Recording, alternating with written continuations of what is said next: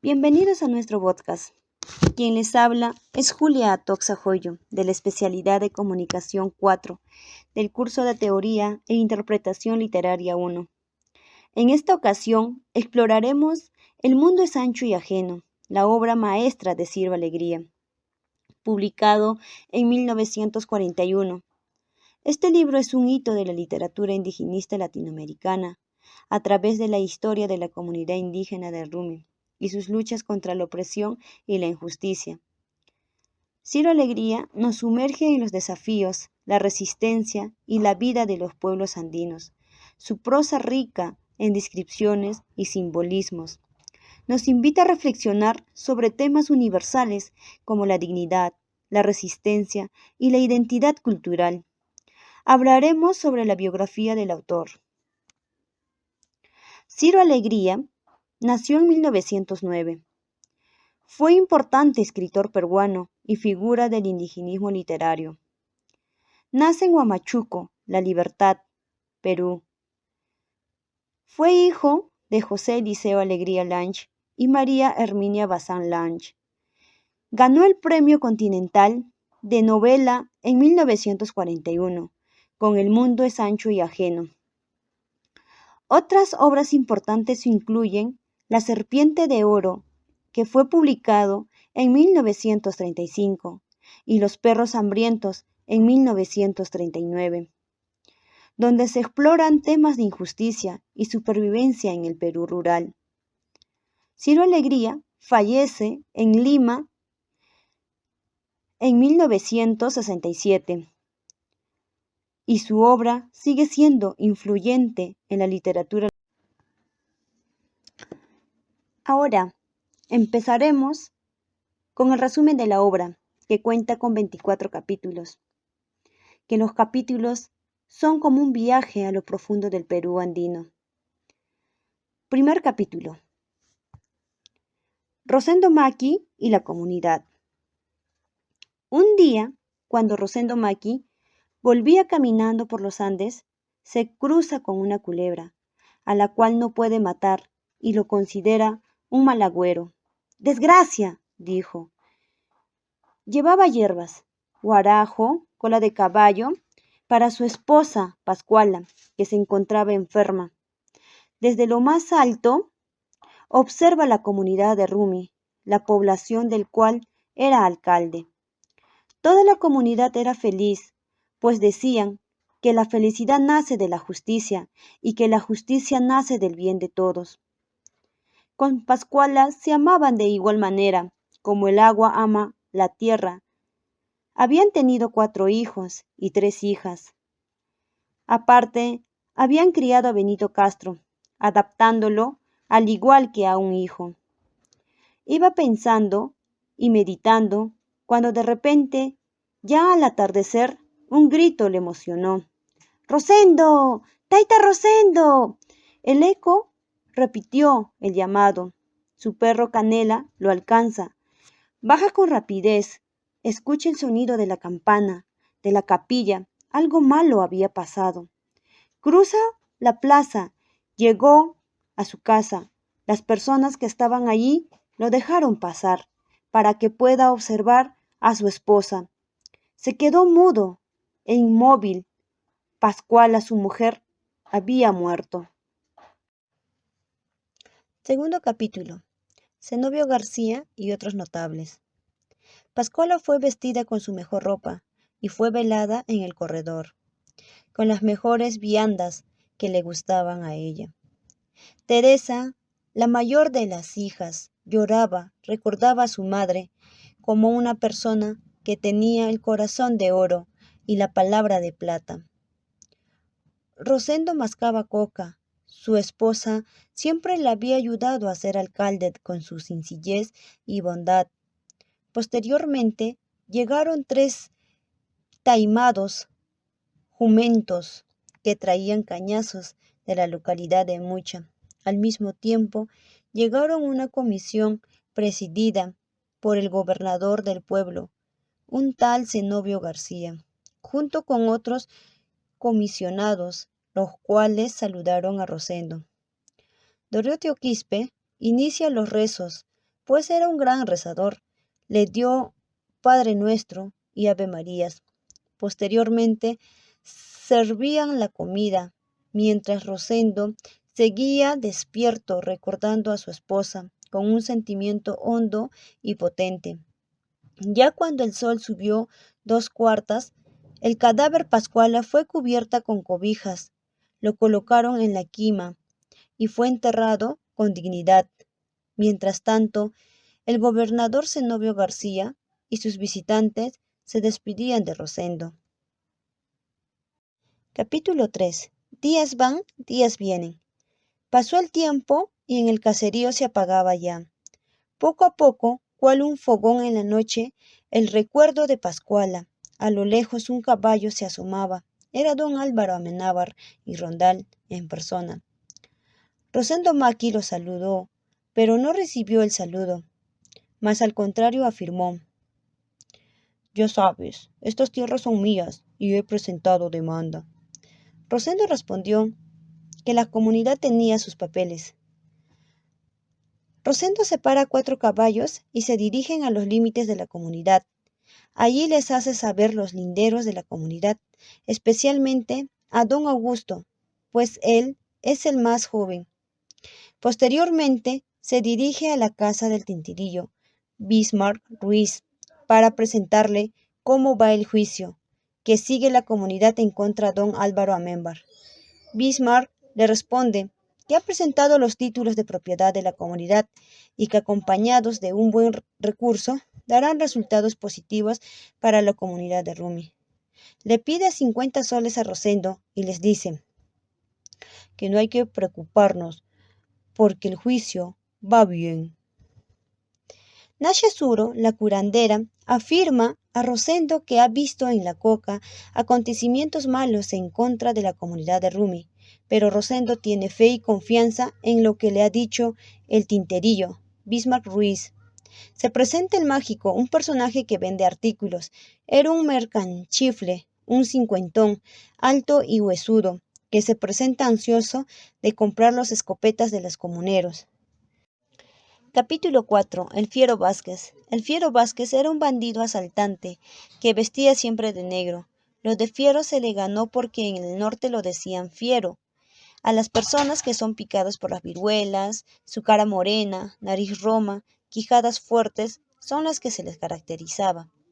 Un día cuando Doroteo iba a la capital de provincia a comprar ceras, cohetes, globos, tronadores con la finalidad de celebrar la fiesta de San Isidro del pueblo de Rumi, llevaba 100 soles, cuando de repente, arreando su mula, observa a lo lejos al Fiero Vázquez, esconde a su burro y él se mete a una cueva, rezando el justo juez. ¡Sal de ahí! Y el Doroteo salió y le dijo que solamente tenía 4 centavos para comprar su salsita. De un golapazo en la alforja, el Fiero Vázquez logra que los 100 soles que llevaba Doroteo rodara al suelo. Lo recoge mientras que Doroteo sigue rezándole al justo juez para que no le mate. En ese momento, Fiero Vázquez se dio cuenta que Doroteo estaba murmurando y en silencio y le pregunta: ¿qué está cuchicheando solo? ¿Por qué no compartes conmigo? Y el Doroteo responde de miedo: el justo juez, señor, es una oración muy poderosa y en estos momentos lo necesito. Y en eso, el fiero le pide que rece en alta voz y Doroteo empieza a rezar. A cambio de que enseñe la oración del justo juez, el Fiero Vázquez le obsequia un pañuelo anudado en una esquina. Es así como nace la amistad entre Doroteo y el Fiero Vázquez, amistad que sin lugar a dudas todas las personas de Rumi admiraban.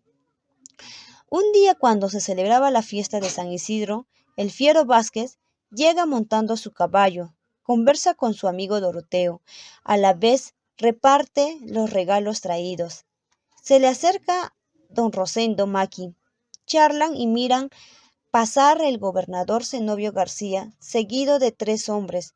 Todos llevan carabinas, y el fiero Vázquez pone en alerta a don Rosendo y le comenta que tal Amenábar está en conversaciones con el gobernador y los 3 hombres, entre ellos los sinvergüenzas del mágico. Capítulo 5. El maíz y el trigo. Las palabras del fiero Vázquez pone pensativa a Rosendo Maqui, el cual convoca reunión a sus regidores, haciendo sonar la campana 4 veces. Llegaron a la casa por orden primero Porfirio Medrano, Goyo Auca, Clemente Yacu y Artidoro Oteiza. Maqui le hace saber sobre las gestiones realizadas con Bismarck Ruiz, asimismo sobre los presagios de Nashazuro, del mismo modo los informes y sospechas del fiero Vázquez. Deciden enviar a Goyo Auca para conversar seriamente con Bismarck Ruiz y pedirle amplios informes. Rosendo da a Mardoqueo para que espiara las actividades de Humay. Las cosechas se debía realizar en previsión de cualquier acontecimiento que pudiera ocurrir. Los trigos ya estaban maduros, soplaba vientos fuertes, entonces comenzó la cosecha. Niños, jóvenes, hombres y mujeres de todas las edades fueron al maizal. El campo se tiñó de color policromo. Todos con alegría. El campo reluciente cosechan y agradecen a la tierra por la producción. Anselmo toca el arpa, otros cantan. Ya al atardecer se acerca y termina la faena. Viva la verdad de haber conquistado la tierra para el bien común y el tiempo para el trabajo y la paz. Se prosigue con la trilla. Los hombres beben chicha y trago, las mujeres amontonan las cosechas, los jinetes con sus caballos pisotean, trillan.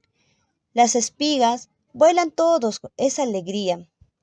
Las espigas vuelan, todo es alegría, risas. Y las mujeres, con la hierba santa, barren hasta el último grano. Después se ventea el trigo, con la ayuda de ese viento fuerte y sonora de los Andes. Se hace el reparto de la cosecha entre los comuneros, de acuerdo a sus necesidades, y el sobrante es destinado para la venta, que es ingreso de la comunidad de Rumi. Capítulo 6. El ausente. El gran ausente era sin lugar a dudas Benito Castro. Rosendo también lo extrañaba. Nadie sabía dónde estaba. Solo con su caballo cruzó los Andes hacia las cordilleras, por el callejón de Huaylas, donde pasaba fortunas, pero todos los indios de esa zona eran explotados por los hacendados, pagándoles una miseria. Allí se encontraba Benito. Un día se perdieron una cantidad de vacas de uno de los hacendados. De inmediato se apresaron a los indios y los metieron en una celda hecha de piedra, llenos de barros y porquerías. Benito era mudo testigo de ello, pues vivía al costado. Al amanecer del día siguiente, a ver los sufrimientos de los indios, Benito palanqueó la llave de la celda y fugó junto con los torturados indios. Se fugó hacia el sur. Un día, cuando estaba dando de comer a su caballo lucero, mira una cantidad de gente que viene protestando. Era Toribio Pajuelo y sus partidarios que estaban quejándose en contra de la miseria y la explotación que hacían los hacendados contra su pueblo, privatizándoles del agua, además recursos. Una bala salida, no sé a dónde hiere a Pajuela, separándoles a la gente, que son arrestados por el gobernador del distrito, entre ellos Benito. Con el transcurrir del tiempo, todos salen libres, menos Benito, por ser extraño. Al poco tiempo, el subprefecto de la localidad le concede libertad, y así sufría en esos lugares llenos de miseria y la pobreza de tal Benito. Capítulo 7. Juicio de los Linares. Don Álvaro Amenábar amanece un día ofuscado y molesto por el alegato presentado en su contra por el tintirillo Bismarck Ruiz. Manda ensillar a su caballo montonero y llamado el Braulio. y Tomás, para lo que acompañen a su tinterillo, Defensor Iñiguez, apodado El Araña. Una vez Frente le preguntó por el juicio seguido contra la comunidad de Rumi. El Araña ríe y dice que todo está debidamente controlado. Don Álvaro le dice que se va a presentar como senador de la República y que requiere de la discreción en el juicio y que no se note como un abuso de autoridad. El Araña le solicita testigos para que pueda declarar en su favor y que declaren que esas tierras le corresponden a don Álvaro. Resuelve mandar al gobernador Zenobio García, con su gente y al mágico como testigos, se retira de la oficina del Tinterillo sin antes pagarle 1000 soles por sus servicios. Un día por la mañana, Augusto Macchi pasea su potro recién domado por las alturas y se da cuenta que los linderos de la comunidad habían sido derrumbados. De inmediato da aviso a Rosendo, el cual va con todos los comuneros a reponer las piedras que sirve de hitos cónicos. El juez escucha la declaración de Julio Contreras Carvajal, apodado El Mágico, y el de Zenobio García, lo cual dice que la comunidad de Rumi usurpa esas tierras. Lógicamente todos salen a favor de don Álvaro Amenábar. Entretanto, Nashazuro prepara venganza contra don Álvaro por haber maltratado al indio Mardoqueo, roba su retrato y le clava una espina en el marco.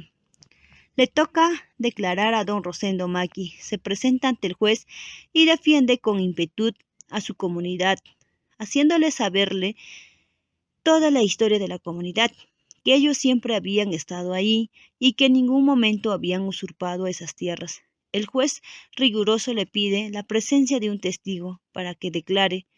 Busca testigos, pero nadie, ni ricos ni pobres, quieren meterse en problema, y menos con don Álvaro.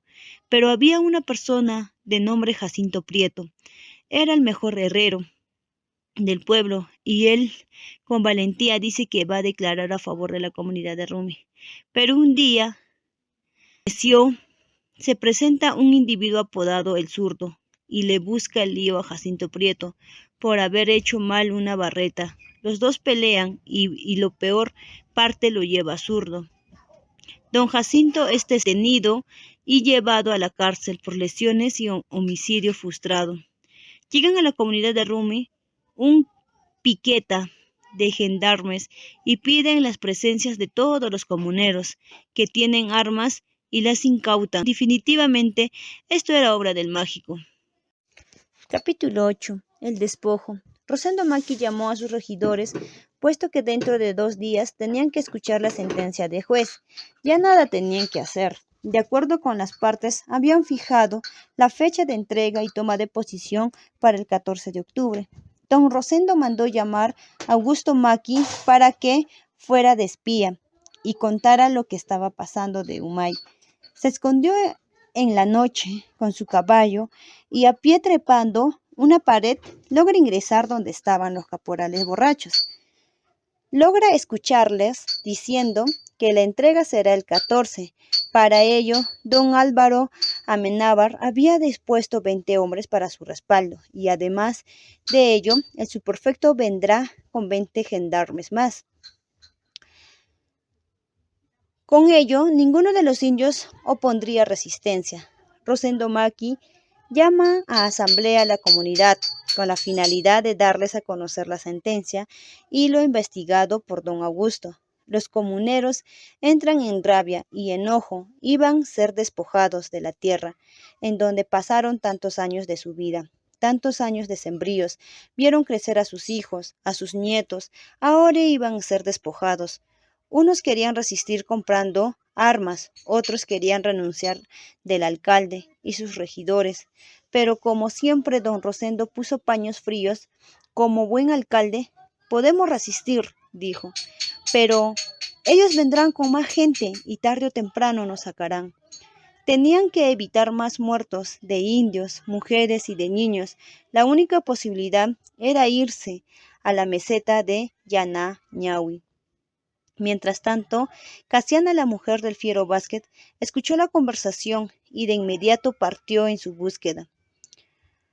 Sin que nadie se diera cuenta, parte hacia la escarpada del alto, donde se encuentra escondido.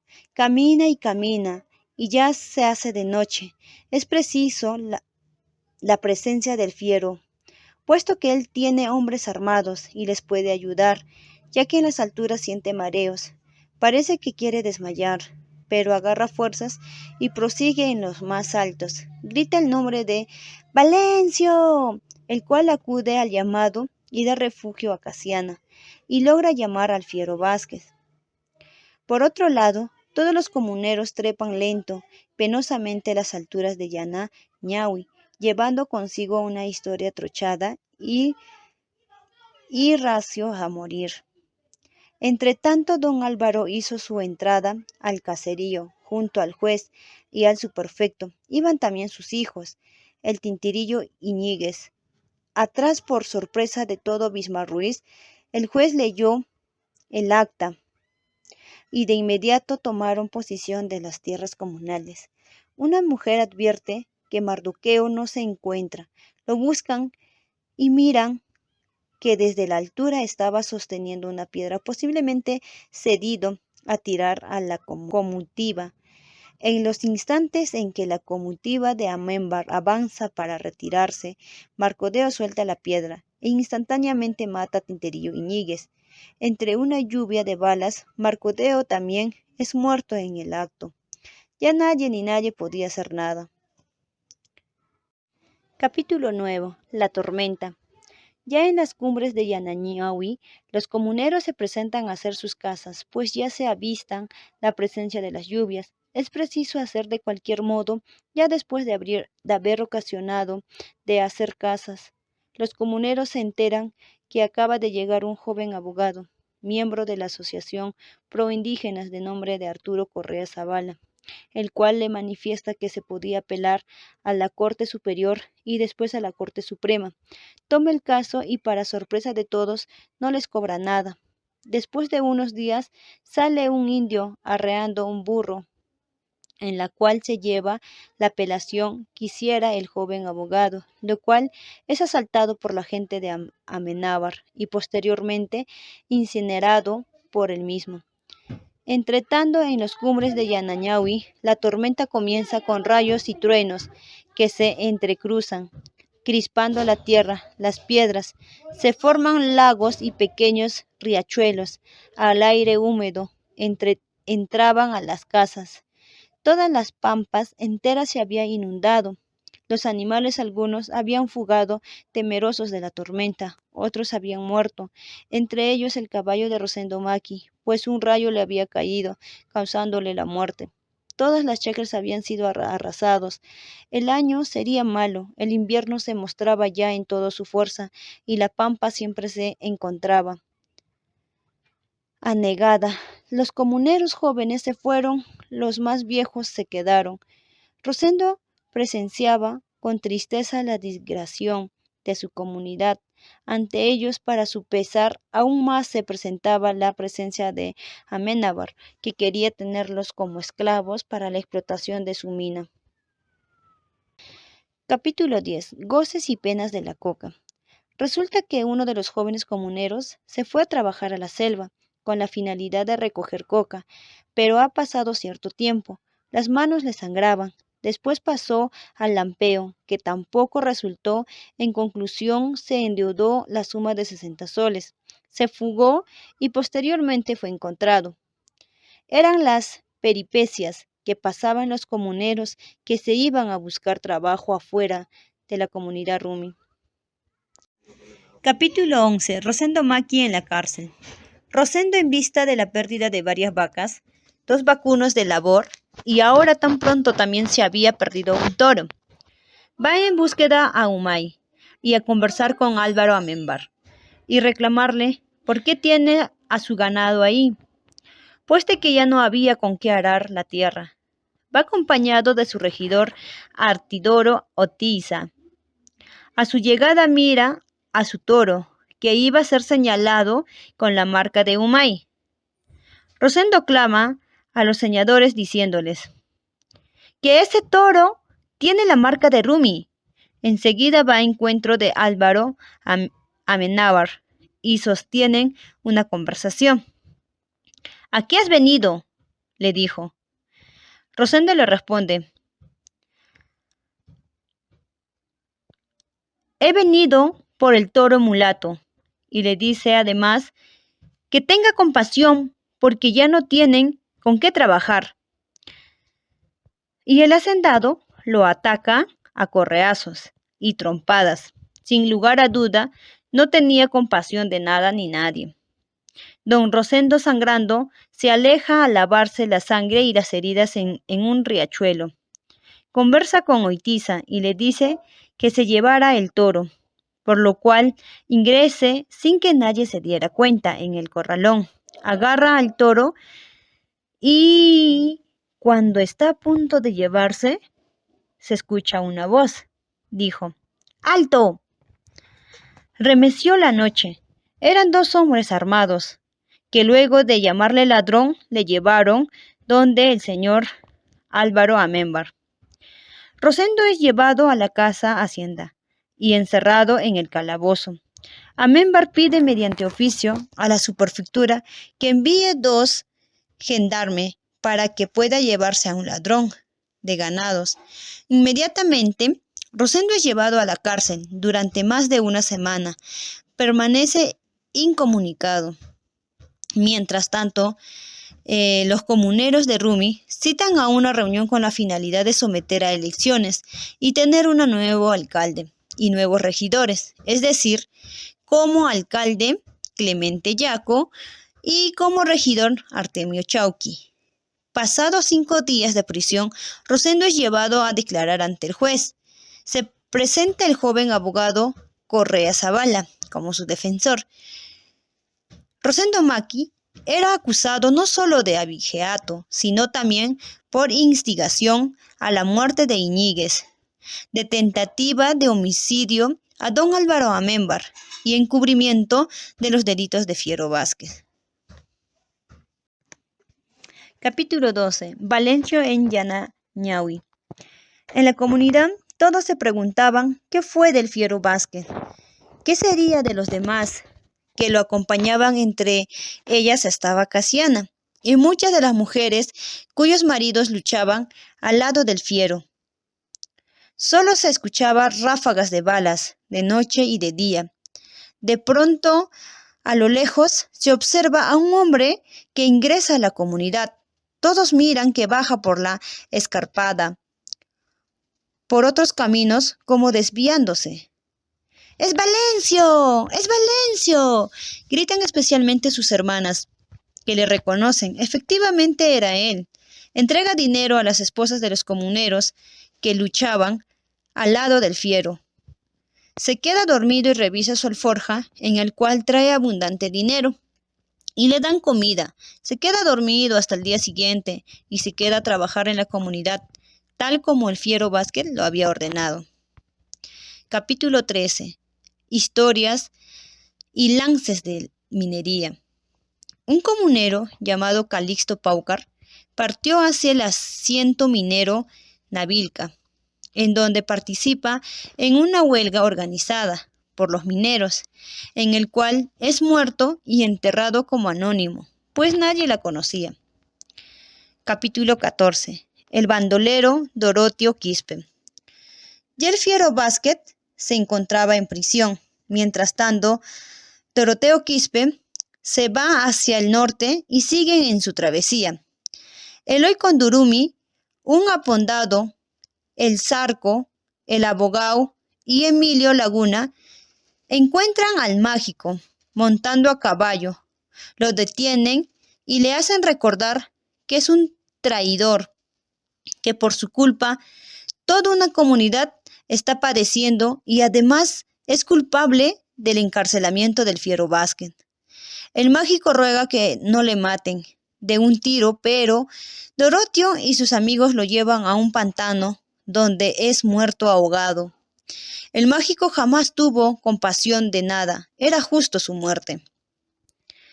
Capítulo 15. sangre de caucherías.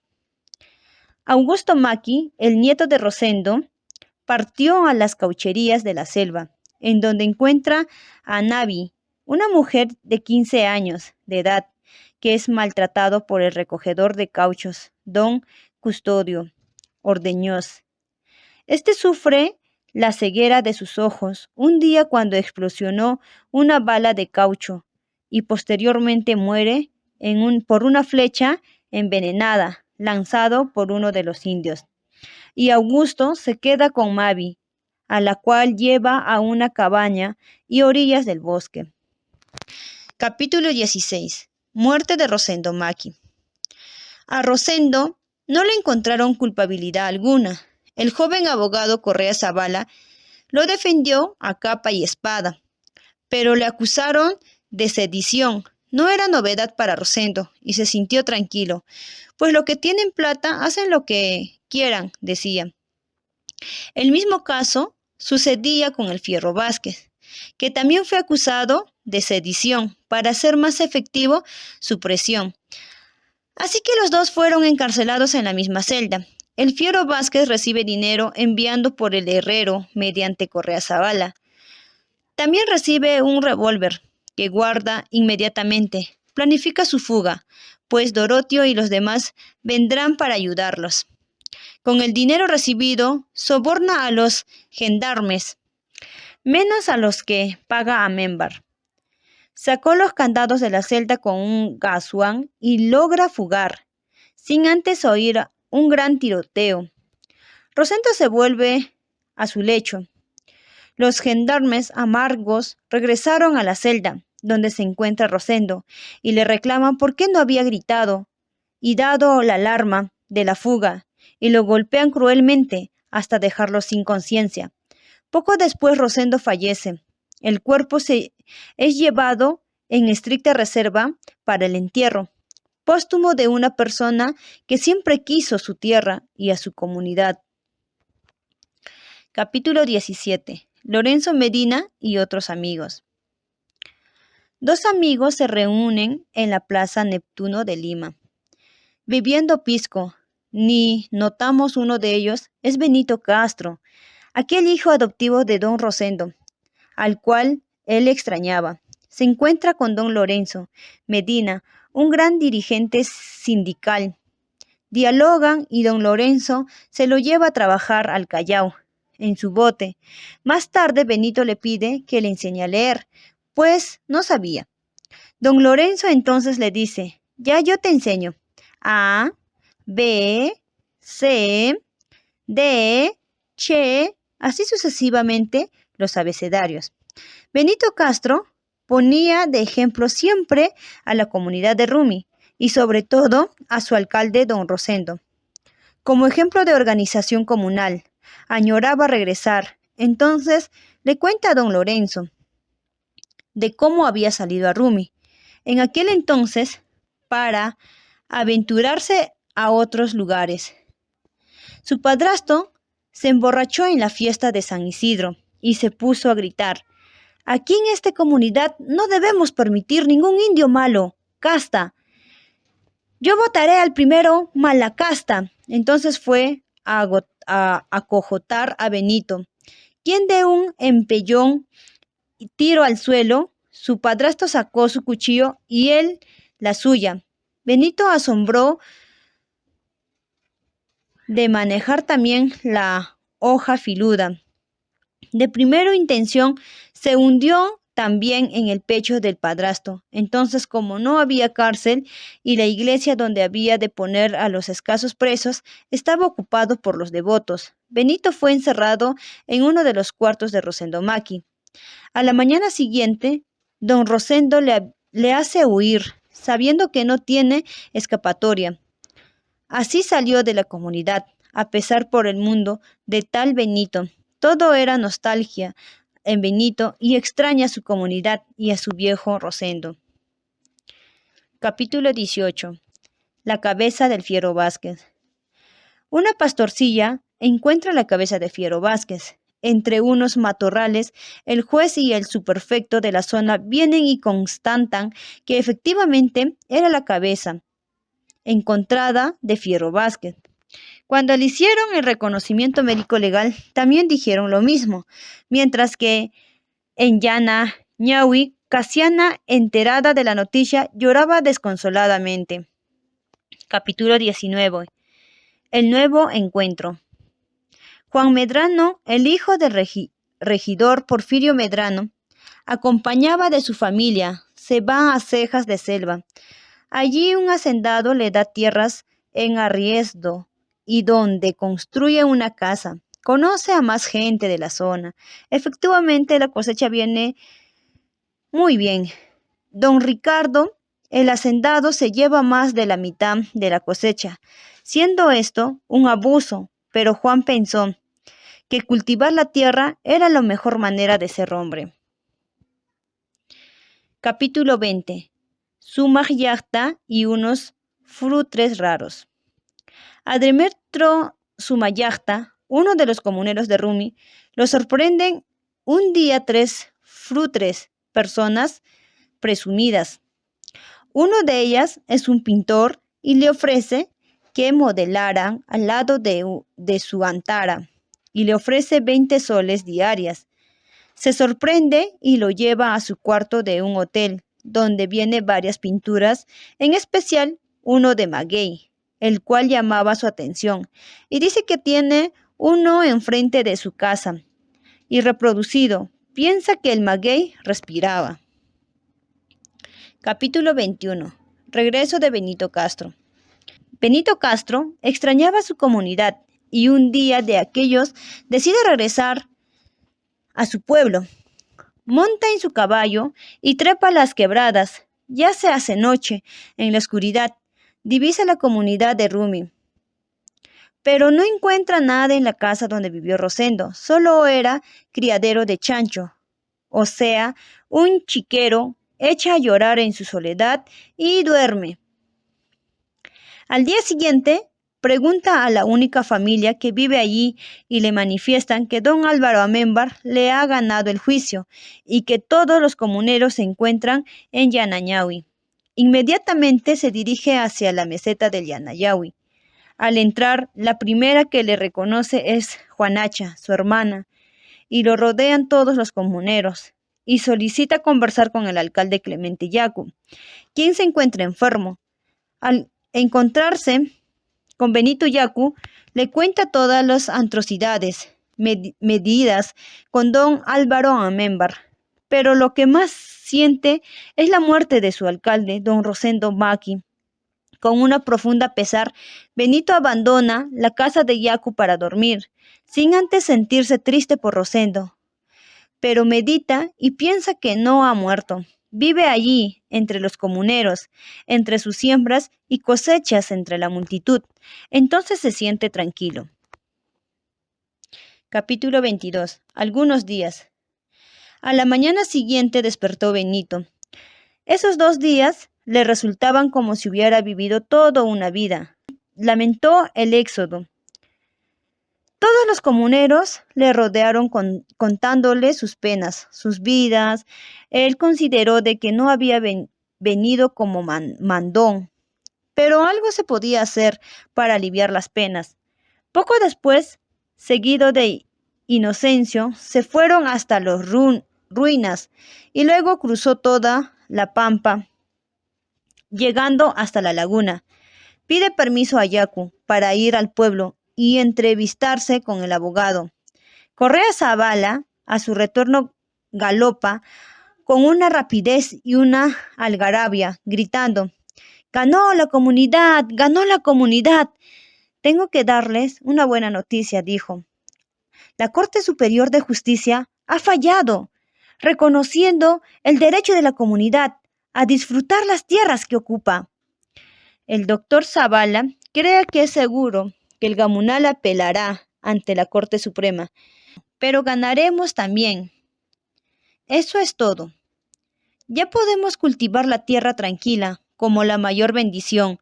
La comunidad festejó, se alegraron Y a la mañana siguiente, Benito, seguido de Inocencio, que hacía de vaquero, se van por sobre el Pampón, visitan a las Riunas. Inocencio le manifiesta que podía ser fértil el Pampón, que todo el verano para seco, si las aguas de las lagunas se desviaran.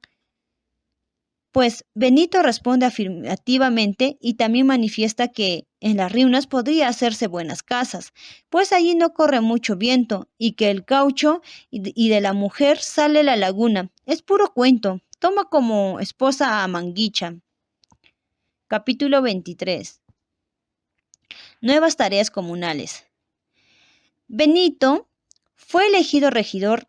Deseaba abatir la superstición y realizar la tarea que había pensado con Porfirio. Somete a una reunión y la gente se opone, pero él se declara el único culpable si algo llegara a suceder. Como la ayuda de dinamita, vuela parte de la tierra de la laguna, desviando su cauce hacia el Pampón que lucía seco. La comunidad fue a ver y dijeron que traerá desgracia. Clemento Yacu, presionado por algunos comuneros, llama a una reunión por las acciones que Benito realiza. Todos acuden, culpan a Benito sobre las desgracias que pudieron traer de haber tocado la laguna y también las Riunas. Solicitan la expulsión de Benito de la comunidad. Benito responde que él no ha venido a traer desgracias. Eso de la existencia de la mujer de la laguna y del chacho son simplemente supersticiones, pues no había pasado nada. Solamente dijo, organizándonos, progresaremos, como lo dijo Rosendo. Aquí construiremos una escuela para derrotar la ignorancia. Es tiempo de hacer. No podemos esperar, dijo Paco. Poco después de un año, ya el Pampón producía frutos. Las casas se construyeron y posteriormente la escuela. Sin lugar de dudas, todos habían cambiado para la comunidad. Entre tanto, Clemente Yacu enferma más y designa a Benito como nuevo alcalde. Capítulo 24. ¿A dónde? ¿A dónde? El indio es un Cristo clavado en un cruz de abusos. ¡Ah! ¡Cruz maldita! ¡Ah! Cruz que no se cansa de estirar los brazos. Los que mandan se justifican diciendo, váyanse a otra parte del mundo, es ancho. Cierto, es ancho, pero yo comuneros conozco el mundo ancho, donde nosotros los pobres solemos vivir. Y yo les digo con todo verdad, que para nosotros los pobres el mundo es ancho, pero ajeno.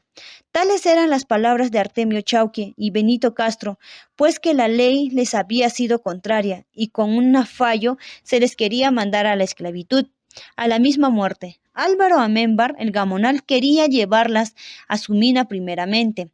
El pueblo comunero le mandó a Benito Castro, su alcalde, se prepara para un enfrentamiento.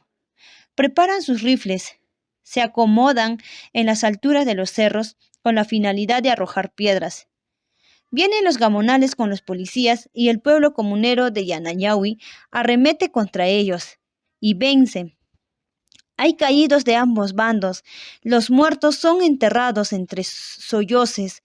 Acude en batallón, en camiones, con la finalidad de eliminar los focos de resistencia marchan. Suenan las balas, los comuneros lanzan piedras, la metrallera barre las roquedales. Hay muertos. Benito llega con la cara, la ropa y las manos rojas, llenas de sangre. Se han manchado atendiendo a sus comuneros. Cae frente a su casa, llamando a su mujer y a su hijo. Váyanse, váyanse, alcanza a decir el hombre rendido ronco, frenético, demandando la vida de su mujer y su hijo. ¿A dónde iremos? ¿A dónde? Implora Manguicha, mirando con los ojos locos al marido, al hijo, al mundo y su soledad. Ella no le sabe y Benito ha muerto ya.